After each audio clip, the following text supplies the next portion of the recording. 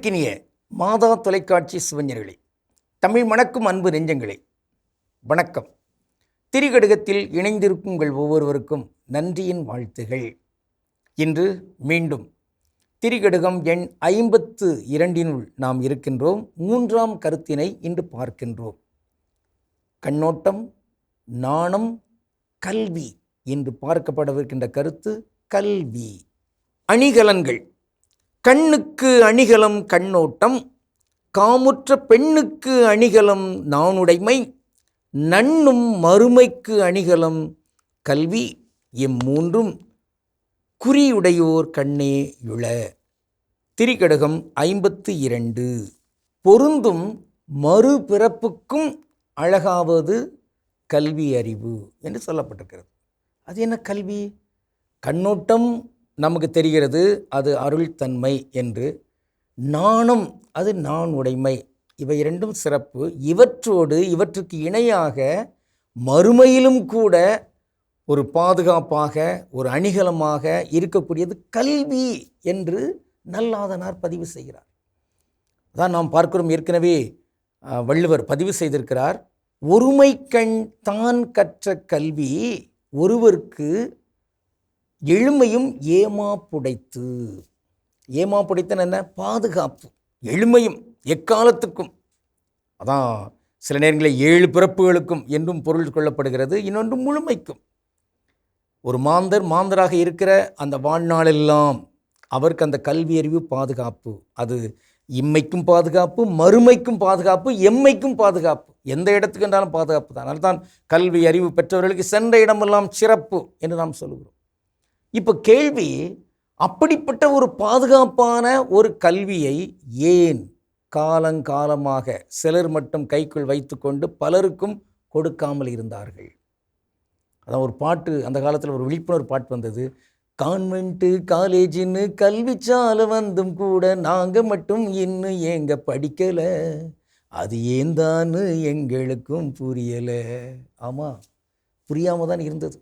அதன் பிறகு இடஒதுக்கீடு என்றெல்லாம் வந்து பல போராட்டங்களுக்கு பிறகு இன்று எல்லாரும், பெண்கள், இங்கு ஒடுக்கப்பட்டவர்கள் எல்லாருமே கல்வி கற்பதற்கான வாய்ப்பு பெறுகிறது. இன்று ஆங்கில வழி கல்விக்கூடம், இன்னும் அதிலும் பல்வேறு வகையான தரங்களை எல்லாம் கொண்டு மீண்டும் அதிலே ஒடுக்குகின்ற தன்மையை கொண்டு வருகிறார். ஏழை எளியவர்கள், ஒடுக்கப்பட்டவர்கள், அவர்கள் இங்கு வந்துவிட முடியாது, சமத்துவ தன்மையில் கல்வி இங்கு அமையக்கூடாது என்கிற வகையில் தீங்குத்தன்மை இருக்கிறது. மாற வேண்டும்.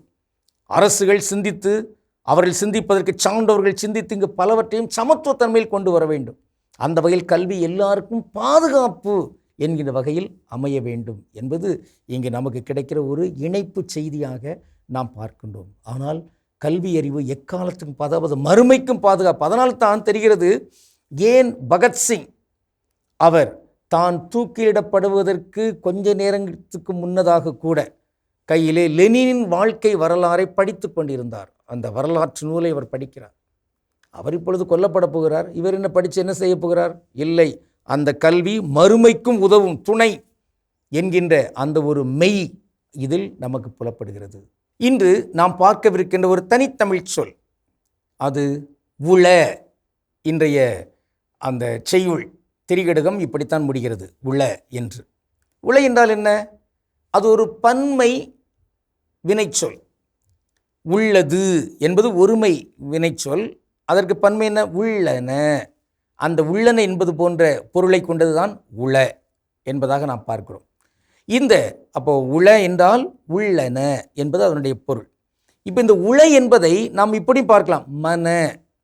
மனம் என்பது போன்று உளம், உள்ளம். இதிலே ஒன்றை நாம் கொஞ்சம் கூர்ந்து கவனிக்க வேண்டும். அதாவது இங்கே உளவியல், உளவியல், உளவியல் அப்படி 3 இருப்பதாக நாம் பார்க்கிறோம். உளவியல்னா என்ன?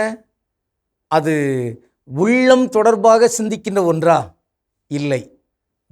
உளவு பார்த்தல் இருக்கிறது பாருங்க, உளவு. அப்போ உளவு என்பதிலிருந்து வருவது உளவியல். உழவு தொழில் இருக்கு பாருங்க, அதிலிருந்து வருவது உளவியல். உலா போகிற அந்த தன்மை, அது உளவியல். அப்படி என்றால் சைக்காலஜி என்று சொல்கிறாங்களே ஆங்கிலத்தில், அதை உளவியல் என்று தானே சொல்கிறாங்க. அப்படி சொல்லக்கூடாது. மாறாக அத்தாக மாறும்.